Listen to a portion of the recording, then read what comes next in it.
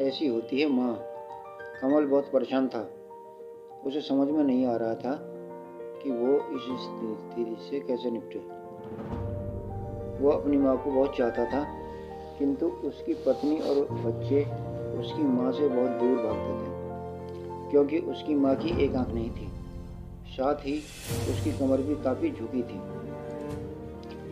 वैसे वह अपना काम सब खुद ही कर लेती, किंतु फिर भी वो उसकी पत्नी और बच्चों के लिए हमेशा खटकती थी। दादी, आप ऊपर के कमरे में जाओ, मेरे दोस्त आ रहे हैं, कमल के बेटे अखिल ने बड़ी बेरुखी से कहा। पर बेटा, मैं तो यहाँ दूर बैठी हूँ, कमल की माँ ने बहुत प्यार से कहा। नहीं, आप उनके सामने मत रहो, वो मुझे चिढ़ाते हैं, निखिल ने जोर से डांटते हुए कहा। क्या हुआ निखिल, क्यों चिल्ला रही हो? कमल की पत्नी मोहिनी ने किचन से आवाज लगाई। देखो ना माँ, ये दादी यहीं ड्राइंग रूम में बैठी है और मेरे दोस्त आ रहे हैं, निखिल ने शिकायत भरे लहजे में कहा। माँ जी, आप ऊपर चली जाओ, क्यों हम लोगों को शर्मिंदा कराती हो? मोहिनी ने बेटे का पक्ष लेते हुए कहा।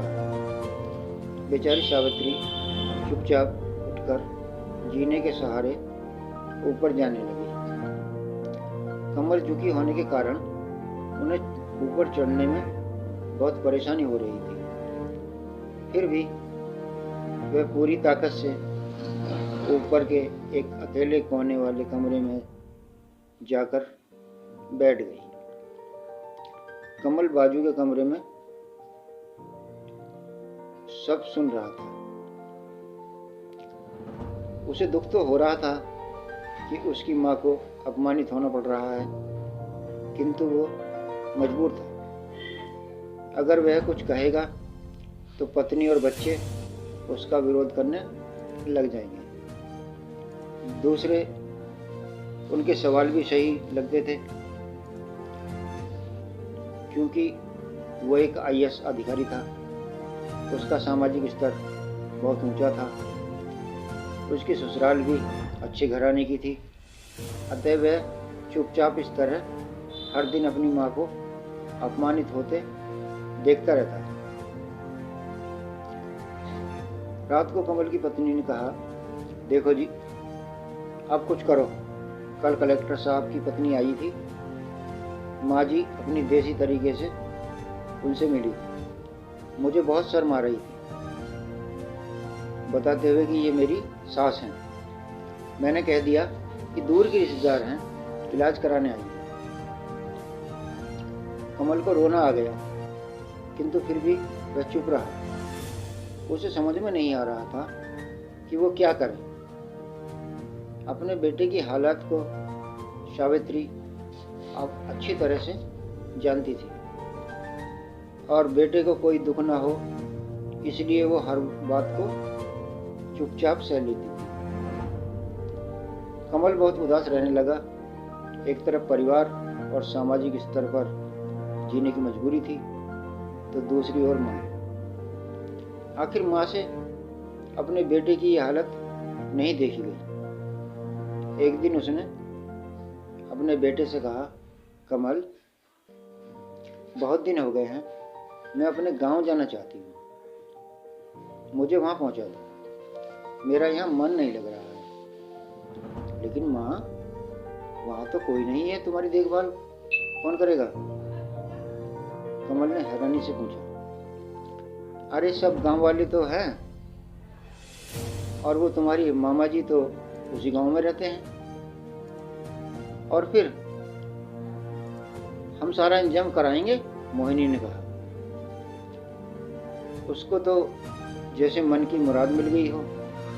हाँ बेटा, बहू सही कह रही है, सावित्री ने कहा। सावित्री ने लंबी सांस लेते हुए कहा। कमल जानता था कि गांव में माँ की देखभाल करने वाला कोई नहीं है, लेकिन अपनी पत्नी की जिद के कारण वह अपनी माँ को गांव छोड़ने पर विवश हो गया था। माँ को गांव छोड़कर आते वक्त उसे रोना आ रहा था तथा अपनी बेबसी पर गुस्सा भी आ रहा था, परंतु परिवार, पत्नी और समाज ने उसके इस एहसास को दबा दिया और वो सुकून सा महसूस करने लगा। कुछ दिनों बाद उसके चाचा, जो अमेरिका में रहते थे, आने वाले थे। जब कमल बहुत छोटा था, उसके पिताजी जीवित थे, तब वो भारत आए थे और उसके बाद वो अब भारत आने वाले थे।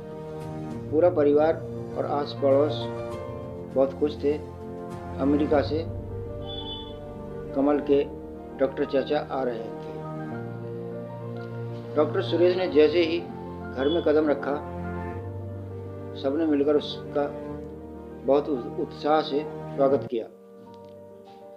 क्यों विमल, भाभी नहीं दिख रही, कहाँ है? डॉक्टर सुरेश ने हैरानी से पूछा। जी वो गांव में रहती हैं, यहाँ उनका मन नहीं लगा, कामनी ने सपाट लहजे में उत्तर दिया।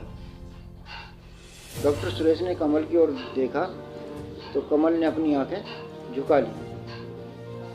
डॉक्टर सुरेश सब समझ गए। बोले, कल हम भाभी से मिलने गांव चलेंगे सब लोग। दूसरे दिन सभी लोग गांव के घर में पहुंचे। देखा कि सावित्री को बहुत तेज बुखार है और वो पलंग पर मजबूर पड़ी है। डॉक्टर सुरेश दौड़कर सावित्री के पास गए, उनके पैर छूकर रोने लगे। सावित्री की यह हालत उनकी कल्पना से परे थी। वाह बेटा विमल, तूने तो नाम उजागर कर दिया अपनी माँ का कि ये हालत देखकर तुझे शर्म भी नहीं आ रही होगी। डॉक्टर सुरेश ने कमल को लगभग डांटते हुए कहा। नहीं देवर जी, कमल की कोई दोष नहीं है, मैं खुद गांव आई थी। सावित्री ने अपने बेटे का बचाव किया। मुझे सब पता चल गया है भाभी, आप चुप रहो। क्यों बहू, अपनी सास की बदहाली पसंद नहीं है? समाज में तुम्हें नीचा देखना पड़ता है ना? डॉक्टर सुरेश ने मोहिनी की ओर व्यंग से देखा। मोहिनी निरुत्तर होकर कमल को देखने लगी। आज तुम जिस सामाजिक स्तर पर हो, वो इन्हीं के संघर्ष की देन है। और बेटा कमल, तुम्हें शायद मालूम ना हो कि बचपन में जब तुम 1 साल के थे, तब छत से नीचे गिरने के कारण तुम्हारी एक आंख फूट गई थी और तुम्हारी रीढ़ की हड्डी में भी समस्या थी। तब तुम्हारी इस बदहाल माँ ने अपनी एक आंख और अपना बोन मेरो तुम्हें देकर इतना सुंदर स्वरूप दिया था। मोहिनी बेटा, इतने सालों का संघर्ष करके बेटे को प्रशासनिक अधिकारी बनाने वाली इस संघर्षशील औरत की तुम लोगों ने यह दशा कर दी, तुम्हें ईश्वर कभी माफ नहीं करेगा। डॉक्टर सुरेश की आंखों में आंसू बह रहे थे। अब भाभी, आप मेरे साथ अमेरिका जाएंगे, यहाँ इन स्वार्थी लोगों के बीच में नहीं रहेंगे। डॉक्टर सुरेश ने सावित्री से कहा। कमल को तो काटो तो खून नहीं था। सुरेश, जो उसके चाचा थे, उन्होंने जो राज बताया, उसके बाद तो कमल को यही लग रहा था कि उससे ज़्यादा पापी इंसान इस दुनिया में कोई और नहीं है। वह दौड़ता गया और माँ सावित्री के कदमों से लिपट गया। माँ, मेरा अपराध माफ़ करने लायक नहीं है। मैं जानबूझकर चुप्पी साधे रहा, आपका अपमान करवाता रहा। अब सिर्फ आप ही उस घर में मेरे साथ रहेंगी और कोई नहीं। कमल ने लाल आंखों से अपनी पत्नी और बच्चों को देखा। मोहिनी को भी बहुत पछतावा हो रहा था, किंतु उसकी हिम्मत नहीं हो रही थी कि वो अपनी सास से आंखें मिलाने की। सावित्री ने मोहिनी की मनोस्थिति को समझकर उसको पुचकारते हुए अपने पास बुलाया और कमल को डांटते हुए कहा, खबरदार, जो मेरी बहू को मुझसे अलग करने की कोशिश की तो तुझे ही घर से बाहर निकाल दूंगी। मोहिनी और बच्चों ने सावित्री के पैर पकड़ते हुए अपने व्यवहार पर माफ़ी मांगी और माँ के हृदय ने सबको माफ़ कर दिया। दोस्तों, कहानी अच्छी लगी हो तो वीडियो को लाइक करें और दोस्तों के साथ शेयर करें, और मेरे चैनल पर नए हैं तो चैनल को सब्सक्राइब करें। खुदा हाफिज़।